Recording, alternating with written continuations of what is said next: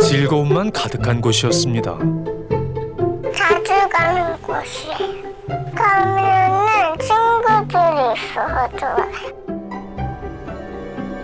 그 일이 있기 전까지는 말입니다. 용암에 빠지는 것 같았어요. 물에 들어간 느낌. 애를 봤을 때 완전 고문당하는구나. 아이고. 그날의 놀이터는 단 한 번도 본 적 없는 지옥이었습니다. 놀이터 어떻게 가냐, 무섭다, 계속 지켜보고 있어야 되는 거 아니야, 불안하다. 처음부터 끝까지 좀 있을 수 없는, 믿기 어려운. 아이들의 웃음소리가 멈춘 놀이터. 그곳에서 아이가 마주한 건 무엇이었을까요?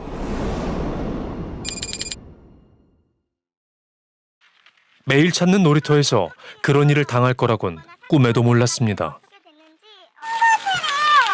여기가 개미굴에서 개미를 보고 있었는데 다른 데서 저는 개미를 보려고 이렇게 엎드려 있었는데 용암에 빠지는 느낌이었어. 용암에요? 안전할 것이라 믿었던 집 앞 놀이터에서 뜻밖의 화상을 당한 겁니다.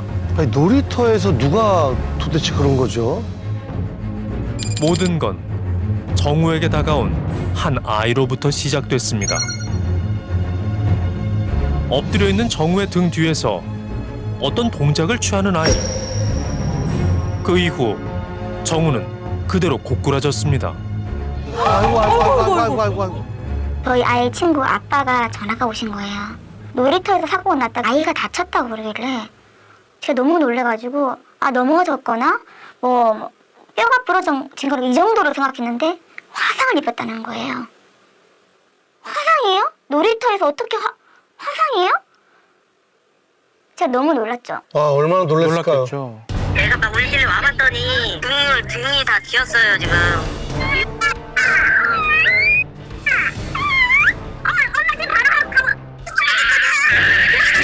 당시 아이가 저렇게 비명을 많이 질렀다고 합니다.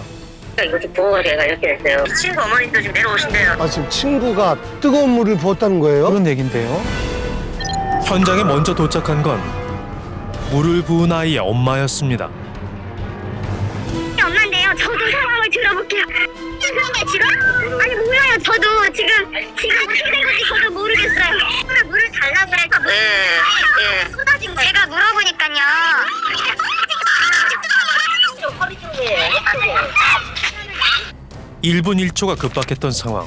정우 엄마는 놀이터에 도착하기 전 119 신고부터 했습니다. 신고가 18시 43분에 났거든요. 뜨거운 물을 부었다 누가 이렇게 신고가 들어왔습니다. 여러 건이 들어왔거든요. 동시에 아마 경찰 쪽으로도 들어왔고요. 저희 쪽에서는 한 3건 들어왔습니다. 그러니까 다들 놀라서 신고를 했나 봐요. 네. 2주 이상의 치료가 필요한 심재성 2도 화상 진단을 받은 정우. 아이고. 화상 부위가 넓어 사고 당일 바로 입원 치료를 받아야 했습니다. 야, 화상이 정말 심한데요? 얼마나 아팠을까요? 제가 가장 화가 나는 거는 사진을 찍고 있는 거예요. 우리 아이가 너무 뜨거워서 막 발버둥 치면서 이런 모습, 그러고 너무 아파서 앉아 있는데 물을 부어줘야 될 거 아니에요, 애한테. 물 한 번도 부어주지 않았고요. 119 전화해서 왜 빨리 안 오냐고 난리 쳐야 될 거고 단 한 번도 그러지 되게 태연하게 남의 일인 것 마냥 그냥 가만히 서 있어요. 아이가 괴로워하는데도 보고만 있었던 현준이 엄마. 정우 엄마가 현장에 도착했을 때 아이는 구급대원에게 응급처치를 받고 있었습니다. 그런데 그런 정우를 옆에 두고 황당한 말들이 들려왔답니다. 엎드려 있으니까 이게 엎어진 거지, 애들이. 그래서 진 거지. 이게 친 건 아니거든요. 제가 놓친 거 아니라잖아요. 어머니가 놓쳤다고 그랬잖아요. 게다 근데요, 이거를 보세요. 부으면 내 손이 뜨겁죠. 그거 부을 수가 없죠. 진실은 CCTV에 남아 있었습니다. 정우가 자리를 이동하던 그때 현준이가 정우를 향해 달려옵니다. 그리고 몇 초간 멈춰선 다음 뜨거운 물을 붓고 달아난 겁니다. 그 아이 CCTV는 물이 튀거나 그랬으면 애가 놀랄 텐데 전혀 그런 게 없고 왼손으로 페트병을 잡고 오른손으로 착착착 돌리고 꽉 이렇게 부었어요. 붓고 도망을 갔어요. 하는 느낌이었어. 갑자기 봤는데 그렇게 해서 놀랐어요. 저 등에 괴물이 칼로 저를 찌르는 것 같았어요. 어디가 싫어? 친구. 10살 아이가 감당하기엔 힘든 고통이었습니다. 등에 화상 입어서 제대로 눕지도 못하고 있잖아요. 샤워기를 가장 온수 뜨거운 쪽으로 해서 몸에 제가 댔어요. 뜨거운 거예요. 근데 샤워할 때도 이렇게 하니까 이 물도 이렇게 뜨거운데 우리 아이가 얼마나 뜨거웠을까. 여전히 이해할 수 없는 것들이 많습니다.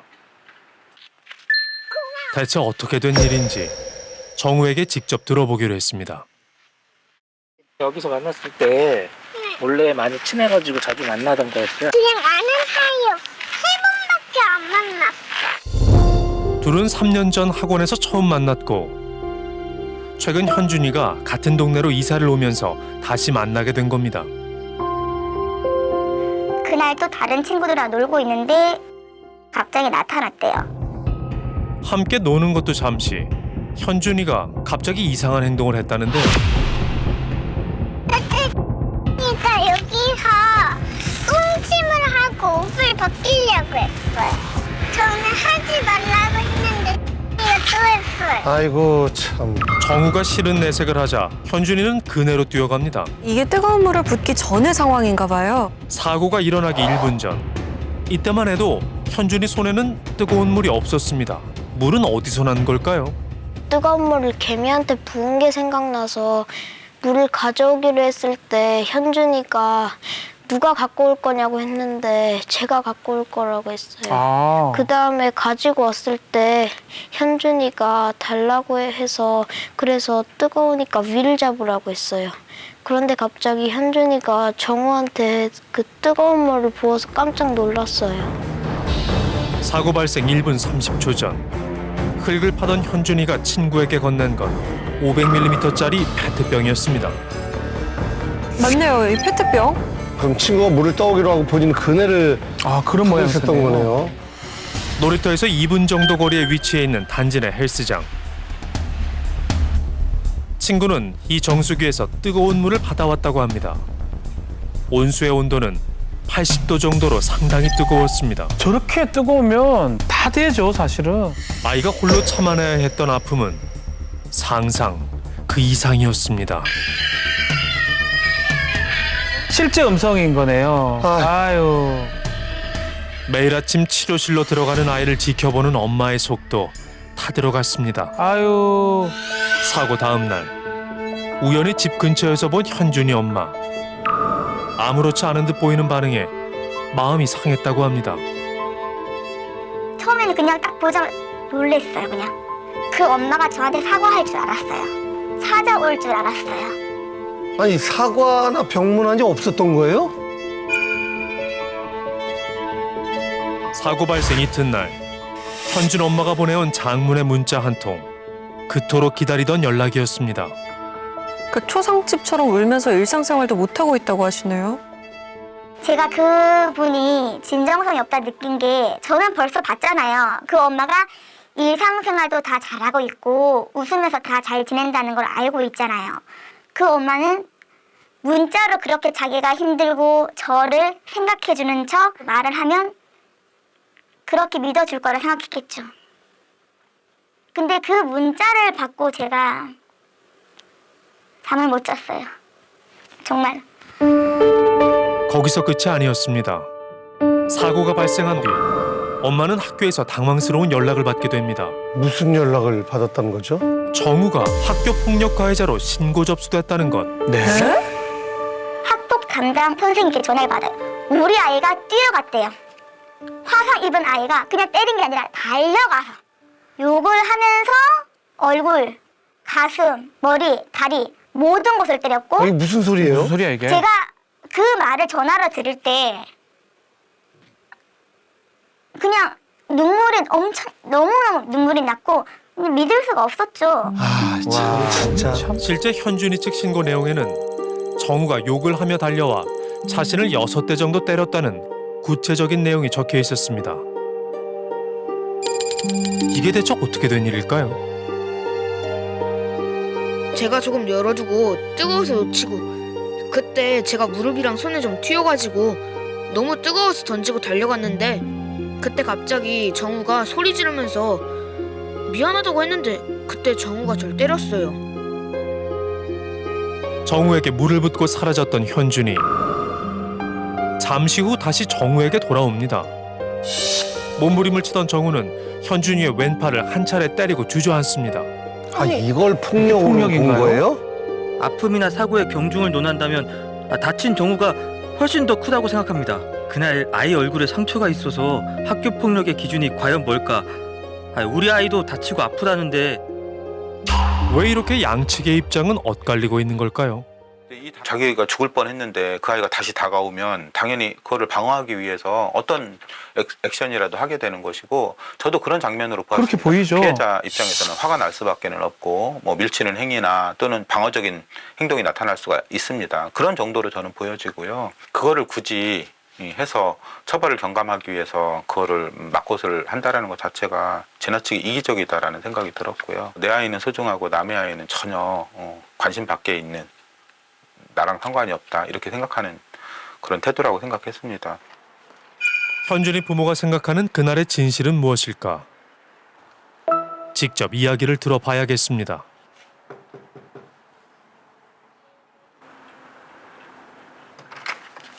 며칠을 기다려 힘들게 만났습니다. 저 MBC 실화탐사대에서 왔는데요. 그래도 흔쾌히 문을 열어주네요. 좀 이야기를 들어봐야 될 것 같아가지고 저희도 솔직히 도움이 필요해서 제가 나온 건데 들어오세요. 일단 들어오세요. 과연 무슨 말씀을 할지 궁금합니다. 너무 잘 와주셨고. 네, 저희는 동영상을 그 다음날 봤고요, 경찰서에서. 그때 2번 딱 봤어요. 어머님 입장에서 한 번 보고 아이 입장에서 얘기를 봤는데, 아이가 난 물이 손에 튀어서 뜨거워서 떨어뜨렸어 라고 한 겁니다. 그래서 아이 입장을 대변해줬고, 만약에 일부러 했다면 호기심이나 장난이었을 확률이 높고, 저희가 오래 키웠잖아요. 얘가 성인처럼 정말 아기를 갖고 있다면 본인이 아마 정수기에서 뜨거운 물을 갖고 와서 아마 이렇게 들이부었겠죠. 문자를 보낸 거예요. 오히려 두 눈을 의심했던 건 정우 부모의 대응이었다고 합니다. 근데 이제 저희가 처음에 놀랬던 건 학폭을 넣었다는 얘기에 놀랬습니다.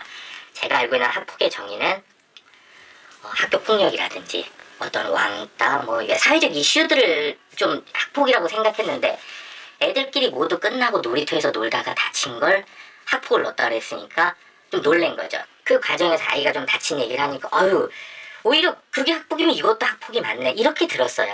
그러니까 저희가 판단을 잘못했지만 인정하는 건 어려운 게 아니에요. 그러나 제 아이는 이렇게 주장한 거고, 왜냐면 아이들은 얼마든지 보호받을 수 있는 게 있잖아요. 어리기도 하고. 좁혀지지 않는 입장 차이로 정우 부모는 어려운 시간을 보내고 있습니다. 1차 가해는 이걸 사고를 당한 거고, 2차 가해는 이제 부모가 전혀 이런 사실을 인정하지 않고 오히려 적반하장식으로 나오는 그런 건데, 거의 한 달 이상은 저도 계속 잠을 못 자고, 또 여기 진짜 막 자해를 했어요. 저도 스스로 막 여기 이렇게 가슴을 막 치면서 자해를 하면서 여기 손바닥만한 멍이 지금 생기기도 했었는데. 사고가 난 지 2달이 지났습니다. 다행히 상처는 잘 아물고 있는데요. 정말 다행이네요. 약 바르자. 잠깐만, 거의 다 약 바르자. 약 바르자고 하는데 투정 한 번 안 부리고 씩씩하네요, 정말. 아이가 참 씩씩해요. 예. 지금 등 상태는 어떨까요? 3살은 돋았지만 흔적은 남아 있습니다. 흉이 좀 많이 남았죠. 조금만 참자. 약을 2가지를 바르는데 하루에 3번 이렇게 약을 바르고, 처음에 그냥 아이가 했던 말 중에 가장 마음 아팠던 게 차라리 죽는 게 낫겠어. 이렇게 말했어요. 이게 너무 아파서 걸어 다닐 수도 없고 휠체어를 타고 다녔고, 아이가 그냥 엎드려서 처음에 생활했던 거, 그게 가장 마음 아팠고, 부모로서 그래도 저는 저희 아이가 얼굴이나 성기가 아니라서 본인이 볼 수 없고 이 상처를 제가 볼 수 있으니까 차라리 나은 건가 이런 생각도 했고. 가장 힘든 시기에 위로가 됐던 건 친구들의 편지였습니다. 정말 좋은 친구들이네요. 아유, 친구들의 귀여운 응원에 정우도 힘이 많이 났겠어요. 하지만 사건의 앙금은 아직 풀리지 않았습니다. 자기가 와야죠. 오지 않았어요. 어느 병원인지 알아요. 그러면 제가 만약 가해자 엄마라면 만나주지 않아도 찾아오고 저 나올 때까지 기다리겠습니다. 그런데 여기서 가장 중요한 거는 그렇게 하고 제가 전화 2번 안 받으니까 다른 사람들에게 스토킹 신고했다고 말하고 다니고, 가해 부모 측은 피해 부모가 자신들을 스토킹으로 신고해 사과 연락을 못했다고 주변에 말했습니다. 아니 무슨 소리냐, 나는 경찰에 신고한 적도 없고 내가 지금 병원에 있는 이런 상황에서 그 엄마가 나를 스토킹 한 게 없는데 내가 무슨 스토킹 신고를 왜 하냐, 내가 지금 우리 애가 지금 이렇게 아프고 지금 병원에서 치료하고 있는데 나갈 수도 없고 무슨 상황이냐 지금 이게. 오히려 와주길 바라셨잖아요. 그런 네. 모습이었는데요. 이게 그 문자거든요. 현준이 부모는 경찰로부터 연락을 받았다고 주장합니다. 경찰이 가지 말라 그러더라고요. 그냥 연락하지 마시라고. 문자나 전화도 하지 마시라고. 다음에 제가 분명히 경고했으니까 한 번만 더 연락하시거나 그러면 스토킹으로 우리가 연행할 수밖에 없다. 아, 진짜요? 처벌을 줄 수밖에 없다. 그 얘기를 딱 듣는데 그 말의 무게감 같은 거 있잖아. 아, 이 어머니 정말 화나셨구나. 내가 가까이 가면 우리가 안 되겠구나. 통상적으로 학폭이든 저희 사건 당사자들한테는 피해자 측한테 뭐 접근이나 연락 일체 좀 주의하라는 식의 멘트를 하는 경우가 있기는 해요. 피해자 어떤 보호나 서로 감정 격해지는 거를 중간에 좀 예방하기 위해서 그런 식으로 권유할 수는 있지만은 그것 때문에 연락을 수월하게 하지 못했다 이런 거면은 상식적으로는 안 맞는 것 같아요. 왜냐면 학교라는 공간 통해서 충분히 확인은 가능하거든요. 정우는 입원한 지 15일 만에 어렵게 퇴원을 했습니다. 퇴원하고 집에 오는 길에 이렇게 말하더라고요. 여러분, 저 지금 퇴원했어요. 엄마, 바깥 공기가 이렇게 좋았구나. 너무 행복해. 병원 생활이 얼마나 힘들었으면 그랬을까요? 그런데 그 행복은 얼마 지나지 않아 산산조각 나고 말았습니다. 아니 무슨 영화처럼 갑자기 그 사람을 보게 된 거예요. 가해자랑 가해자 엄마를 우연히. 그런데 그 여자가 저보고 첫 마디가 이렇게 하더라고요. 엄마, 여기서 또 이렇게 보내. 다른 사람 일인 것 마냥 아무렇지 않게 저한테 말을 하더라고요. 그래서 제가 대답하지 않고 그냥 갔어요. 가고 있는데 그 여자가 제 여기 등을 딱 내리치는 거예요. 그래서 제가 딱 뒤돌아보고 왜 나를 때리냐고, 나를 왜 치냐고 소리 질렀죠. 그리고 우리 아이한테 왜 그렇게 했느냐 물어봤죠. 한창 실랑이가 이어질 때 한 남자가 정우와 엄마를 향해 걸어왔습니다. 현준이 아빠였습니다. 아주머니 지금 경찰서로 신고하셨잖아요. 야, 이거 바꿔자고 그러네, 진짜. 얼마나 소리 지르고 너 왜 그러냐고 막 얼마나 그랬어요? 모욕감을 줬어? 기다려요. 애한테 뭐라 그랬다고요, 지금? 대박 없는데요? 아니, 그렇게 소중한 아들이면 그렇게 방치해요, 그 사이에? 그날도? 없습니다. 어디 가세요? 어디가 만만하래? 아주머니 어린이한테 그렇게 하시면 안 돼요. 그렇죠? 어디서 소리를 지르세요? 이렇게잖아요. 물 부었잖아요. 애들끼리 놀다 다친 건 따로 지금 논쟁을 하고 있는 일이죠. 이번 현장에 체포하라 그래요, 이번. 네. 이 아이한테 그러면 뭘 야, 지금 아이들이 다 지켜보고 있는데요. 어른들의 싸움으로까지 번진 상황. 지금 가장 힘든 건 정우입니다. 지난달부터 정우는 몸에 난 상처뿐만 아니라 마음의 치료도 받고 있습니다. 아, 진짜 이번 일로 아이가 충격을 많이 받았겠네요. 아이 심리 상태는 기본적으로 부모와의 관계도 괜찮고 또래 관계도 괜찮고 그렇게 봤어요. 그런데 지금 상대의 그 부모님들에 대한 분노가 많이 있구나. 이런 분노 감정들을 그냥 쌓고 있으면 이게 얘는 이제 트라우마로 외상후 스트레스 장애로 해서 계속 친구들과의 관계에서 그 기억들이 해소 안 돼서 성장하면서까지도 계속 이제 그 의미를 주죠. 등에 상처가 낫기도 전에 또 다른 생채기가 남았습니다. 한편 현준이 부모는 꼭 전하고 싶은 말이 있다고 합니다. 사실은 이렇게 이슈가 되는 것도 이 사람이 피해를 받고 상처를 받았는데 이 사람들은 너무 안면 뭐 그런 게 화가 나는 거잖아요. 그러면 당사자들이 왔잖아요. 지금 그럼 저희들의 고백이 중요한 게 아닌가라는 생각이 듭니다. 그때도 미안했고요. 표현 방법이 서툴렀다면 정말 죄송합니다. 그리고 방송이 무서운 게 아니라 그때도 미안했고 지금도 미안해요. 그리고 아이가 부었냐 안 부었냐는 그건 논외였던 것 같아요. 그냥 그 미안함이 있었습니다. 상대방 어머니 쪽 사과와 관련된 얘기가 나왔는데 어쨌든 문자나 뭐 이런 거는 미안하다고 했지만은 그날 그 태어난 날 마주친 날 보면은 뭐 자기 남편이 엄청난 포옹과 그런 거를 아이들한테 하고 있을 때 본인은 거기서 말리기는커녕 같이 막 애들끼리 놀다 간 가지고 왜 그러냐고 갑자기 돌변하면서 막 큰 소리로 뭐라고 하는 부분이 나오잖아요. 그래서 그런 걸 보면 정말 사과의 진정성 자체가 좀 없지 않은가 그렇게 생각됩니다. 정우는 다시 놀이터를 찾았습니다. 겨우 초등학교 3학년. 무엇보다 아이가 견뎌내고 있을 무게가 엄마는 걱정입니다. 처음에는 이 사건이 일어나 놀이터에 오는 걸 두려워했는데 그 아이가 나오지 않는다는 것을 제가 확실하게 안심을 시키고 제가 지금처럼 친구들하고 밝게 잘 지냈으면 좋겠고요. 아이가 좋아하는 거 하면서 행복하게 지내는 것만 바라는 거예요. 언젠가 아이의 상처는 단단히 아물 겁니다. 그날이 조금 더 빨리 정우에게 찾아오길 바랍니다.